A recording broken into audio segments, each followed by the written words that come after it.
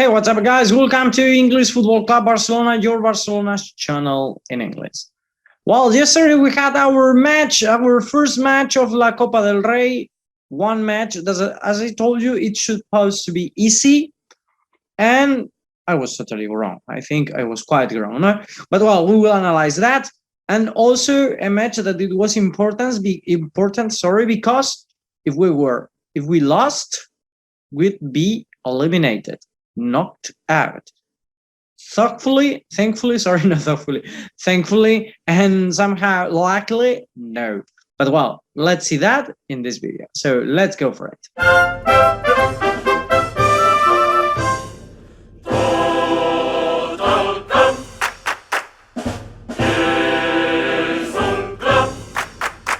Well, yesterday the match was against Linares Deportivo, one of the modest team in Spain, in Second Division B. As I told you, I'm not sure if it's called like that yet, because I remember La Liga decided to change something in Spain, in the way they name the different leagues and the way they qualify, etc. So everything has changed, but what it means, the meaning of it, it's the same: a Second Division B or a Third Division in other countries. Okay.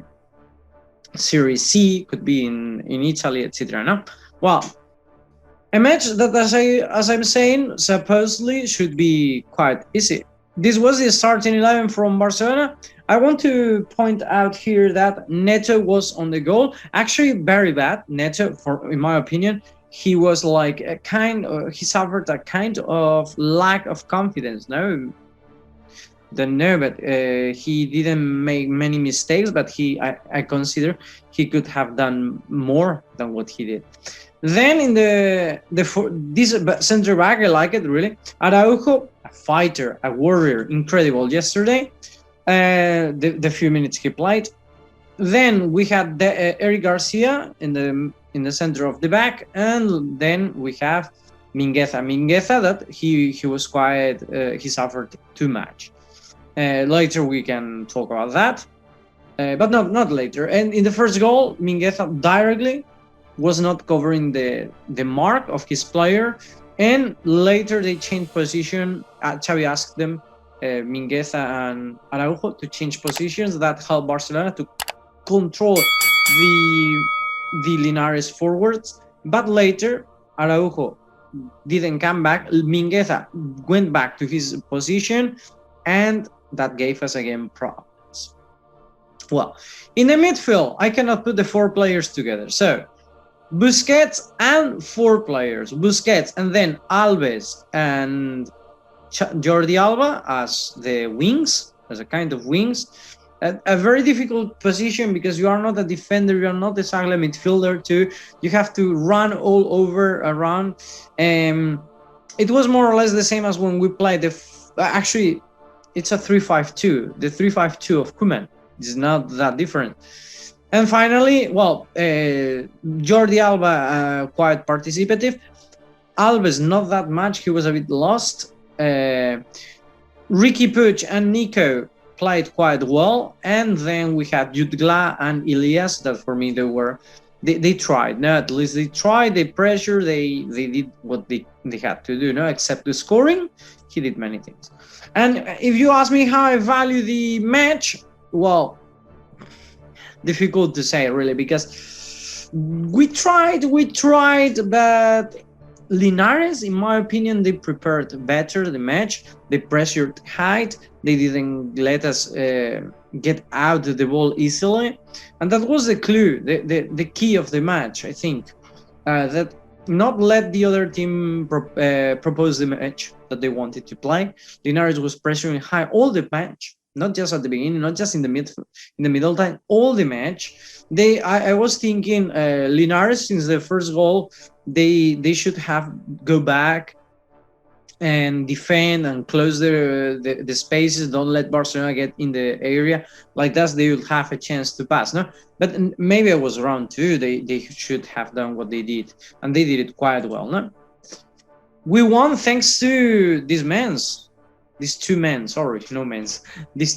Dembele and Jutgla. But let's talk a bit about the match. No, we started playing And since the beginning, since the first minutes, Linares was there, up for pressuring high.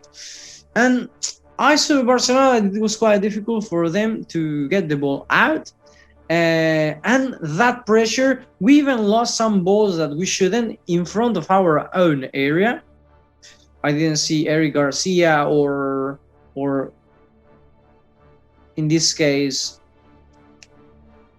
Araujo, quite sure of what they were doing. And in one of those exits, Linares stole the ball, crossed the ball to the area, and then the forward, Hugo Garcia, if I'm not wrong, without any mark, because as I said before, Mingueza forgot who is the mark, who was his mark. Mark is the person who you have to cover.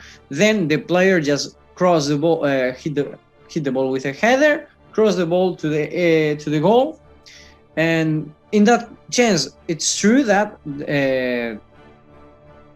Neto couldn't do anything, but he could have gone, or he could have tried to catch the ball, and he didn't even try that. No, so bad starting for Barcelona, a match that I dreamed we were going to lose. So I don't know why it reached so deep in my mind. Maybe afraid. Even though Madrid also had their moments against Alcoyano. But well, anyway, the second half, Barcelona tried again, but we went to the second half with 1-0. 1-0 against the second B division, a third division team, as we say, no? And then Xavi decided to make changes. PK came in. Actually, this was not a problem. Araujo was, as I said, after the goal, Xavi asked Mingueza and Araujo to change positions and then better. But the problem is that Araujo got injured. An injury that probably will take for long. I'm not sure. I read even months. I don't know what happened. I know it's about the shoulder, but I cannot say anything more because I don't know what happened. And then Frenkie de Jong came in for Ricky Puig, a Puig that he failed many times. I think he tried, he worked, but yesterday was not his day. In Mallorca, he played quite better, and yesterday Xavi knew that we needed more than what we had, and I think it was accurate. It was the right decision to put Frenkie de Jong instead of Ricky Puig. And after that, also we put, I remember, Dembele. Dembele came and Ilias went out. And with that, Dembele, the electric player, started to be more dangerous. Now, and we scored 2 goals. Here's Araujo. I wanted to talk about him.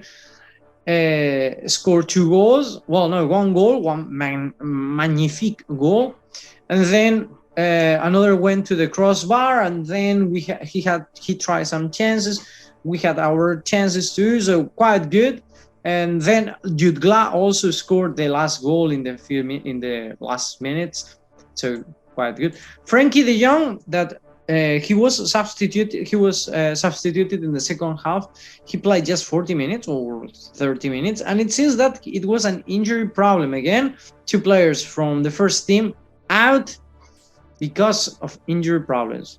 Until when we're going to have this kind of problems? And this could be the polemic moment of the match. A corner thrown in for Linares, and then deflected by some players, and then again Linares shot, and in this moment, goal. This was the 2-1. In this moment we were 1-1. This was the 2-1. And suddenly the referee said that no goal, that he was offside. Why he was offside? Because as you can see here, the player is in front of Neto, and it seems that the player could have been disturbing Neto to see the ball coming to the goal. He didn't even touch the ball. Actually, if you see, he tries to move away from the direction of the ball because he knows he's offside. I don't remember. I think it's right. I think the referee did well, because if I'm not wrong, in the offside, it doesn't matter in this kind of situations. It doesn't matter if the player touches the ball or not, because if he disturbs the goalkeeper and he's offside, then he interferes in the play, and the goal should be out of the shouldn't count. No.